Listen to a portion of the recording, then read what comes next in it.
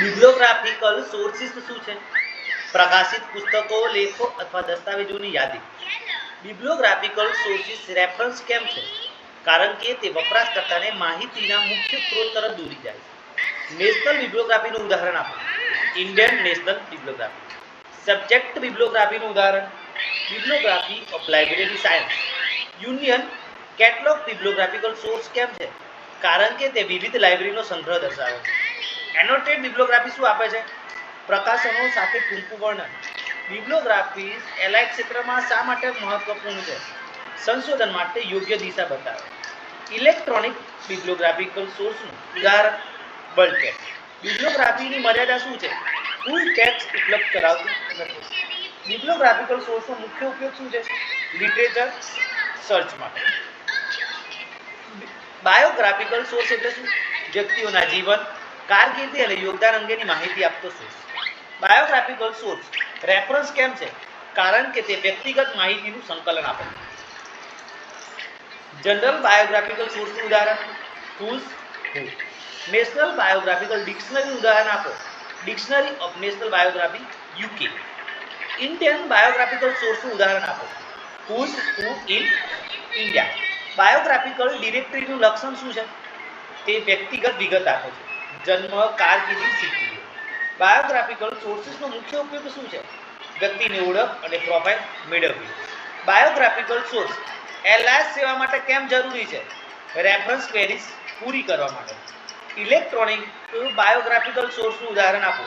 biography.com. બાયોગ્રાફિકલ સોર્સની મર્યાદા શું છે? વારંવાર અપડેટ ન થાય તો જૂની થઈ જાય છે. એજ્યુકેશનલ રેફરન્સ સોર્સિસ એટલે શું? શિક્ષણ પ્રણાલી, કોર્સ, સંસ્થા અને સ્કોલરશિપની માહિતી. એજ્યુકેશનલ ડિરેક્ટરીનું ઉદાહરણ આપો. Commonwealth Universities Yearbook. Indian educational ડિરેક્ટરીનું ઉદાહરણ directory of Indian university. Scholarship guide કયા પ્રકારનો સોર્સ છે? Educational source. એડમિશન ગાઈડનું ઉદાહરણ આપો. AICT handbook. એજ્યુકેશનલ સોર્સ એલઆઈએસ માટે કેમ ઉપયોગી છે? વિદ્યાર્થીઓને માહિતી આપો. ઇલેક્ટ્રોનિક એજ્યુકેશનલ સોર્સનું ઉદાહરણ આપો. UGC website. એજ્યુકેશનલ રેફરન્સ સોર્સનો મુખ્ય હેતુ શું છે? શિક્ષણ સંબંધિત માર્ગદર્શન આપો. એજ્યુકેશનલ સોર્સની મર્યાદા શું છે? નીતિ બદલાવના કારણે જૂની થઈ શકે છે. એલઆઈએસ પ્રોફેશનલ માટે એજ્યુકેશનલ સોર્સ કેમ જરૂરી છે? કેરિયર ગાઈડન્સ સર્વિસ માટે. લેંગ્વેજ રેફરન્સ સોર્સ એટલે શું? શબ્દો, વ્યાકરણ, ભાષાંતર સંબંધિત માહિતી આપતું સાધન. ડિક્શનરી કયા પ્રકારનો સોર્સ છે? Language source. થિસોરસ કયા પ્રકારનો સોર્સ છે? Language source. ગ્રામર હેન્ડબુકનું ઉદાહરણ આપો. Oxford English grammar. ટ્રાન્સલેશન ડિક્શનરીનું ઉદાહરણ આપો. English Hindi dictionary. Electronic language સોર્સનું ઉદાહરણ ગૂગલ ટ્રાન્સલેટ. લેંગ્વેજ સોર્સ એલઆઈએસમાં કેમ મહત્વપૂર્ણ છે? રેફરન્સ ક્વેરીઝ અને ભાષાના અભ્યાસ માટે. લેંગ્વેજ રેફરન્સ સોર્સનું મુખ્ય લક્ષણ શું છે? આલ્ફાબેટિકલ અરેન્જમેન્ટ અને ડેફિનેશન. લેંગ્વેજ સોર્સનો ઉપયોગ કોણ કરે છે? વિદ્યાર્થીઓ, લેખકો અને અનુવાદકો. લેંગ્વેજ સોર્સની મર્યાદા શું છે? સંદર્ભ ટૂંકા અને મર્યાદિત છે. જીઓગ્રાફિકલ રેફરન્સ સોર્સ એટલે શું? ભૌગોલિક સ્થાનો, દેશો અને પ્રદેશો અંગેની માહિતી. એટલાસ એ કયા પ્રકારનો સોર્સ છે? જીઓગ્રાફિકલ. ગેજેટિયર શું આપે છે? સ્થળોની ઐતિહાસિક, રાજકીય અને સામાજિક માહિતી. મેપ એ કયા પ્રકારનો રેફરન્સ સોર્સ છે? જીઓગ્રાફિકલ. ઇલેક્ટ્રોનિક જીઓગ્રાફિકલ સોર્સનું ઉદાહરણ ગૂગલ મેપ. જીઓગ્રાફિકલ યરબુકનું ઉદાહરણ આપો. Times atlas of the world. Geographical sources એલઆઈએસ માટે કેમ જરૂરી છે? સ્થળ અને પ્રદેશ સંબંધિત પ્રશ્નોના જવાબ માટે. જીઓગ્રાફિકલ સોર્સનું મુખ્ય લક્ષણ શું છે? સ્પેશિયલ અને ડિસ્ક્રિપ્ટિવ માહિતી આપે. જીઓગ્રાફિકલ સોર્સનો ઉપયોગ કોણ કરે છે? વિદ્યાર્થીઓ, પ્રવાસીઓ અને સંશોધકો. જીઓગ્રાફિકલ સોર્સની મર્યાદા શું છે? સમયસર અપડેટ ન થાય તો અપ્રાસંગિક થઈ શકે. સબ્જેક્ટ ગેટવે એટલે શું? ચોક્કસ વિષય માટે ગુણવત્તાયુક્ત વેબ સ્ત્રોતોનું સંકલન. સબ્જેક્ટ ગેટવે ઇલેક્ટ્રોનિક રિસોર્સિસ કેમ છે? કારણ કે તે ઓનલાઈન ઉપલબ્ધ સંદર્ભ સ્ત્રોત છે. એલઆઈ ક્ષેત્રમાં સબ્જેક્ટ ગેટવેનું ઉદાહરણ ઇન્ફોમાઇન. વિજ્ઞાન માટે સબ્જેક્ટ ગેટવેનું ઉદાહરણ આપો. EEVS એટલે કે Edinburgh engineering virtual library. Subject ગેટવેનું મુખ્ય લક્ષણ શું છે? Quality control information. સબ્જેક્ટ ગેટવેનો મુખ્ય ઉપયોગ શું છે? સંશોધકોને ચોક્કસ વિષયની માન્ય વેબસાઇટ સુધી દોરી જવું. ઇમ્પ્લિમેન્ટ દ્વારા વિકસાવેલું સબ્જેક્ટ ગેટવે કયું છે? વિદ્યા નિધિ. સબ્જેક્ટ ગેટવેનો LIS પ્રોફેશનલ માટે શું ફાયદો છે? કલેક્શન ડેવલપમેન્ટ અને રેફરન્સ સર્વિસમાં સહાયરૂપ થાય છે. સબ્જેક્ટ ગેટવેની મર્યાદા શું છે? સતત અપડેટ જરૂરી છે. સબ્જેક્ટ ગેટવેનો અંતિમ હેતુ શું છે? ટ્રસ્ટવર્ધી સબ્જેક્ટ સ્પેસિફિક રિસોર્સ પૂરા પાડે. વેબ પોર્ટલ એટલે શું? એક જ સ્થળેથી વિવિધ વેબ સ્ત્રોતો સુધીનું એક્સેસ. વેબ પોર્ટલ્સની મુખ્ય સેવા શું છે? Customize information access. Indian LIS web પોર્ટલનું ઉદાહરણ. ઇમ્પ્લિમેન્ટ. ઇન્ટરનેશનલ LIS વેબ પોર્ટલનું ઉદાહરણ આપો. IFLA portal. Academic web portal ઉદાહરણ. શોધગંગા. વેબ પોર્ટલ્સ કેમ મહત્વપૂર્ણ છે? વિવિધ ડેટાબેઝ, સ્ત્રોતો અને સેવાઓ એક સ્થળે આપે છે. લાઇબ્રેરી બેઝ વેબ પોર્ટલનું ઉદાહરણ આપો. National Digital Library of India. Web પોર્ટલ્સનું લક્ષણ શું છે? One stop access point. Web પોર્ટલ્સનો ઉપયોગ કોણ કરે છે? વિદ્યાર્થીઓ, શિક્ષકો અને સંશોધકો. વેબ પોર્ટલ્સની મર્યાદા શું છે? વધારે માહિતીના કારણે કોમ્પ્લેક્સિટી વધી શકે છે. ઇલેક્ટ્રોનિક બુલેટિન બોર્ડ એટલે શું? ઓનલાઈન નોટિસ બોર્ડ જ્યાં સૂચનાઓ અને જાહેરાતો મુકાય છે. બુલેટિન બોર્ડ કયા પ્રકારની સેવા આપે છે? Information dissemination. LIS ક્ષેત્રમાં બુલેટિન બોર્ડનું ઉદાહરણ આપો. Library notice board. Bulletin board સિસ્ટમ્સનો અર્થ શું છે? Online message sharing platform. Bulletin boards કોના માટે ઉપયોગી છે? લાઇબ્રેરી યુઝર્સ, રિસર્ચર્સ અને એકેડેમિક કમ્યુનિટી માટે. બુલેટિન બોર્ડ્સનું મુખ્ય લક્ષણ શું છે? Timely update. ઇલેક્ટ્રોનિક બુલેટિન બોર્ડનું ઉદાહરણ આલો. Google groups bulletin. Bulletin boards LIS સેવાઓમાં કેમ ઉપયોગી છે? નવા પુસ્તકો, સેવાઓ અને ઇવેન્ટ્સની માહિતી આપવા માટે. બુલેટિન બોર્ડ્સની મર્યાદા શું છે? Limited interaction. બુલેટિન બોર્ડનો અંતિમ હેતુ શું છે? નોટિસ અને એનાઉન્સમેન્ટ વેચવા માટે. ડિસ્કશન ફોરમ એટલે શું? ઓનલાઈન પ્લેટફોર્મ કે જ્યાં લોકો વિચારો અને માહિતીની વહેંચણી કરે છે. ડિસ્કશન ફોરમ ઇન્ફોર્મેશન રિસોર્સિસ કેમ છે? કારણ કે તે કલેક્ટિવ નોલેજ આપે છે. LIS ડિસ્કશન ફોરમનું ઉદાહરણ આપો. LIS forum. International LIS discussion ગ્રુપનું ઉદાહરણ. IFLA mailing. એકેડેમિક ડિસ્કશન ફોરમનું ઉદાહરણ. Research gate. ડિસ્કશન ફોરમનું મુખ્ય લક્ષણ શું છે? Interactive communication. ડિસ્કશન ગ્રુપ્સ કયા આધાર પર બને છે? સબ્જેક્ટ ઇન્ટરેસ્ટ અથવા તો community. Discussion forum LIS professional માટે કેમ ઉપયોગી છે? બેસ્ટ પ્રેક્ટિસ અને રિસર્ચ આઈડિયા માટે. ડિસ્કશન ફોરમની મર્યાદા. ખોટી માહિતી કે સ્પામની શક્યતા રહેલી છે. સબ્જેક્ટ ગેટવેનો મુખ્ય લાભ શું છે? ગુણવત્તાયુક્ત વિષય આધારિત સંસાધન. વેબ પોર્ટલ્સનો મુખ્ય લાભ શું છે? One stop information access. Bulletin બોર્ડનું મુખ્ય લાભ શું છે? ટાઈમ સેન્સિટિવ ઇન્ફોર્મેશન વહેંચવી. ડિસ્કશન ફોરમનો મુખ્ય લાભ શું છે? Collaborative knowledge sharing. LIS professional માટે ઇલેક્ટ્રોનિક રિસોર્સિસ કેમ જરૂરી છે? યુઝર સેન્ટ્રિક સર્વિસ આપવા માટે. સબ્જેક્ટ ગેટવે પ્રિન્ટ રિસોર્સિસથી કેવી રીતે અલગ છે? ઓનલાઈન અને અપડેટેડ રિસોર્સ આપે છે. વેબ પોર્ટલ્સ ટ્રેડિશનલ લાઇબ્રેરીથી કેવી રીતે જુદા છે? Digital access 24/7. બુલેટિન બોર્ડ્સનું પ્રિન્ટ સ્વરૂપ કયું હતું? Library wall notice board. Discussion ગ્રુપનું પરંપરાગત સ્વરૂપ કયું છે? સેમિનાર અને ગ્રુપ મીટિંગ્સ. કુલ મળીને ઇલેક્ટ્રોનિક ઇન્ફોર્મેશન રિસોર્સનું LIS ક્ષેત્રમાં શું મહત્વ છે? જ્ઞાનની વહેંચણી, ઝડપી એક્સેસ અને વૈશ્વિક સહકાર. બિબ્લિયોગ્રાફિકલ ડેટાબેઝ શું છે? દસ્તાવેજોની બિબ્લિયોગ્રાફિક વિગતો આપતું ડેટાબેઝ. બિબ્લિયોગ્રાફિક ડેટાબેઝમાં ફૂલ ટેક્સ્ટ મળે છે? ના, ફક્ત સાઇટેશન મળે છે. LIS ક્ષેત્રમાં મુખ્ય બિબ્લિયોગ્રાફિક ડેટાબેઝ કયું છે?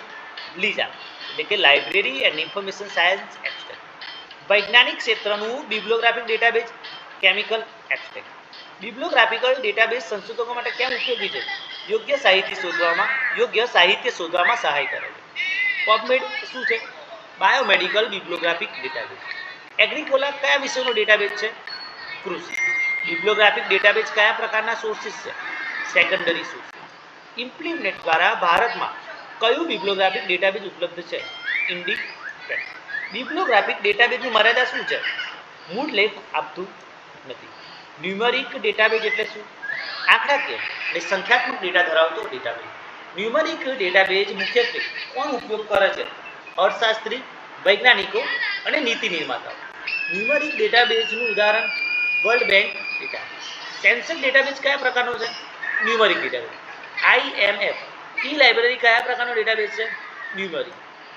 FAOSTAT કયા ક્ષેત્રનો ન્યુમરિક ડેટાબેઝ છે? ફૂડ અને એગ્રીકલ્ચર. ન્યુમરિક ડેટાબેઝનું મુખ્ય લક્ષણ શું છે? આંકડાઓનું ટેબ્યુલર અને સ્ટેટિસ્ટિકલ સ્વરૂપ. ન્યુમરિક ડેટાબેઝ LIS ક્ષેત્રમાં કેમ ઉપયોગી છે? યુઝર સર્વે અને રિસર્ચ સ્ટેટિસ્ટિક્સ માટે. ન્યુમરિક ડેટાબેઝમાં મલ્ટીમીડિયા હોય છે? સામાન્ય રીતે નહીં. ન્યુમરિક ડેટાબેઝની મર્યાદા શું છે? સમજવા માટે વિશ્લેષણ કુશળતા જરૂરી છે. ફૂલ ટેક્સ્ટ ડેટાબેઝ શું છે? દસ્તાવેજોનો સંપૂર્ણ ટેક્સ્ટ ઉપલબ્ધ ધરાવતું ડેટાબેઝ. ફૂલ ટેક્સ્ટ ડેટાબેઝ કોના માટે ઉપયોગી છે? સંશોધકો, વિદ્યાર્થીઓ અને પ્રોફેશનલ્સ માટે. ફૂલ ટેક્સ્ટ ડેટાબેઝનું ઉદાહરણ પ્રોફેસર. JSTOR કયા પ્રકારનો ડેટાબેઝ છે? Full text academic journal database.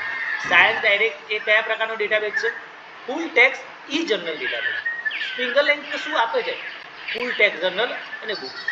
EBSCOhost શું છે? Multi disciplinary full text database. Shodhganga કયા પ્રકારનો ડેટાબેઝ છે? ફૂલ ટેક્સ્ટ ઇલેક્ટ્રોનિક થીસિસ અને dissertation database. Full text database LIS professionals માટે કેમ ઉપયોગી છે? રેફરન્સ અને રિસર્ચ સપોર્ટ આપવા માટે. ફૂલ ટેક્સ્ટ ડેટાબેઝની મર્યાદા શું છે? સબસ્ક્રિપ્શન કોસ્ટ વધુ હોય છે. મલ્ટીમીડિયા ડેટાબેઝ એટલે શું? ટેક્સ્ટ, ઓડિયો, વિડિયો, ઇમેજ સાથેનું ડેટાબેઝ. મલ્ટીમીડિયા ડેટાબેઝનું ઉદાહરણ લો. YouTube educational channel database. Britannica Online એ કયા પ્રકારનું ડેટાબેઝ છે? Multimedia reference database. Khan Academy multimedia learning database. NPTEL શું આપે છે? એન્જિનિયરિંગ અને ટેકનોલોજીના વિડિયો લેક્ચર. મલ્ટીમીડિયા ડેટાબેઝનો મુખ્ય ઉપયોગ શું છે? શિક્ષણ અને સ્વ અભ્યાસ. એજ્યુકેશનલ મલ્ટીમીડિયા ડેટાબેઝનું ઉદાહરણ કોર્સેરા કોર્સ લાઇબ્રેરી.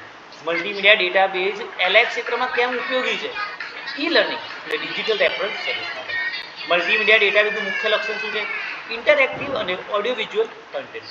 મલ્ટીમીડિયા ડેટાબેઝની મર્યાદા શું છે? ઇન્ટરનેટ બેન્ડવિડ્થ અને સ્ટોરેજની સમસ્યા. ઓપન એક્સેસ ડેટાબેઝ એટલે શું? મફત ઉપલબ્ધ ડિજિટલ માહિતીનું સંગ્રહ. ઓપન એક્સેસ ડેટાબેઝ કેમ મહત્વપૂર્ણ છે? સૌને સમાન જ્ઞાનનું એક્સેસ આપે છે. DOAJ પૂર્ણ સ્વરૂપ શું છે? Directory of open Access Journal. DOAB નું પૂર્ણ સ્વરૂપ શું છે? Directory of open Access Archive એ કયા ક્ષેત્રનો ઓપન એક્સેસ ડેટાબેઝ છે? ફિઝિક્સ, કોમ્પ્યુટર સાયન્સ અને મેથેમેટિક્સ. પબમેડ સેન્ટ્રલ શું છે? Biomedical open access full text database. Shodhganga એ કયા પ્રકારનો ઓપન એક્સેસ ડેટાબેઝ છે? ઇન્ડિયન ઇપીડિસ રિપોઝિટરી. NDLI શું આપે છે? Open access educational resource. Open access database LIS professional માટે કેમ ઉપયોગી છે? કોસ્ટ ફ્રી એક્સેસ સર્વિસ માટે. ઓપન એક્સેસ ડેટાબેઝનો મુખ્ય પડકાર શું છે? Quality control. સ્કોપસ એ કયા પ્રકારનો ડેટાબેઝ છે? Bibliographic plus abstracting database. Web of Science શું આપે છે? Bibliographic citation data. Bibliographic database LIS પ્રોફેશનલને કઈ સેવા આપે છે? Literature search. Dissertation Abstract International કયા પ્રકારનું છે? Bibliographic database.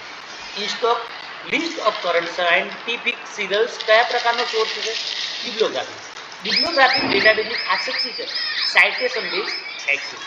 બિબ્લિયોગ્રાફિક ડેટાબેઝમાં કીવર્ડ સર્ચ કેમ જરૂરી છે? સ્પેસિફિક લિટરેચર શોધવા માટે. બિબ્લિયોગ્રાફિક ડેટાબેઝ LIS રેફરન્સ ટેસ્ટ માટે કેમ ઉપયોગી છે? વીક રેફરન્સ સપોર્ટ માટે. બિબ્લિયોગ્રાફિક ડેટાબેઝમાં સાઇટેશન એનાલિસિસ શાના માટે થાય છે? રિસર્ચ ઇમ્પેક્ટ માપવા માટે. બિબ્લિયોગ્રાફિક ડેટાબેઝનો મુખ્ય પડકાર શું છે? સબસ્ક્રિપ્શન ચાર્જીસ માટે.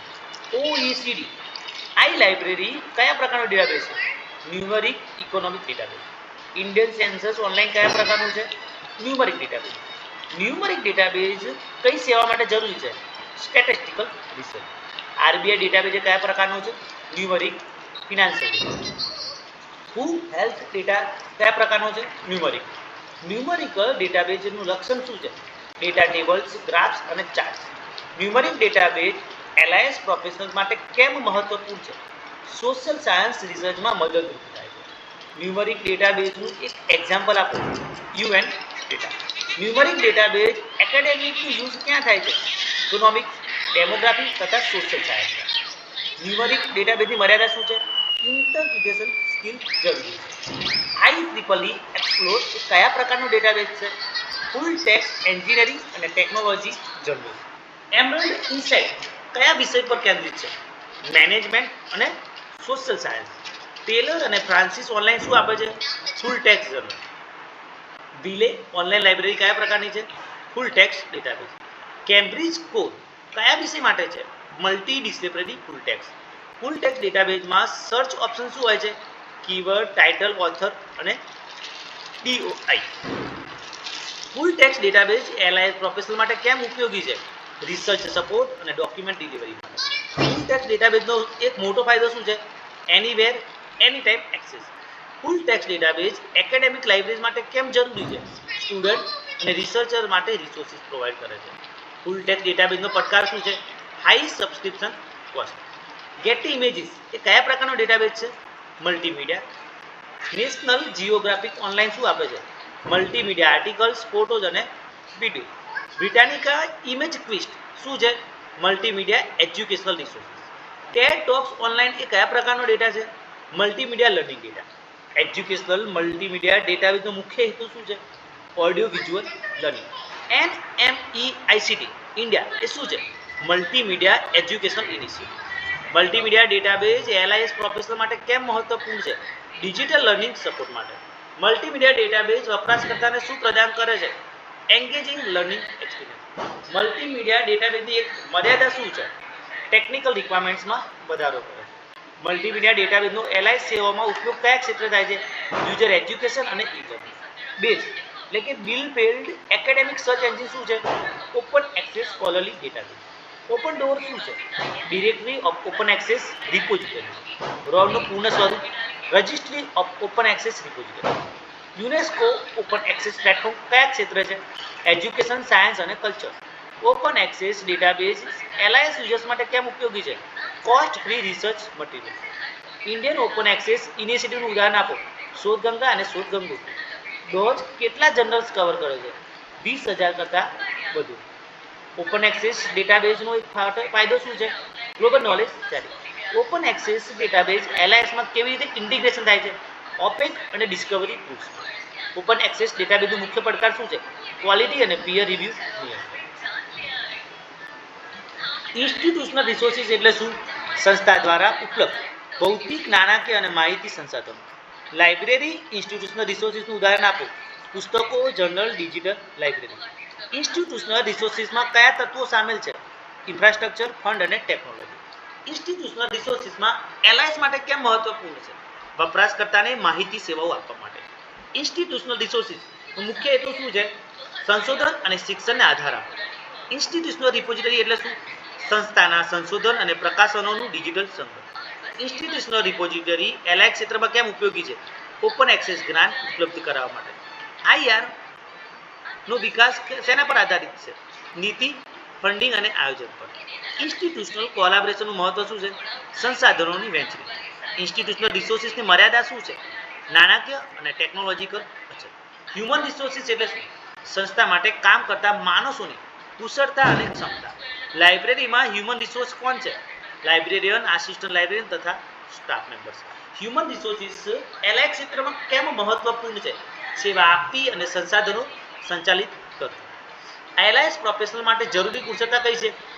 ICT, cataloguing, reference service. Human resource ડેવલપમેન્ટનો હેતુ શું છે?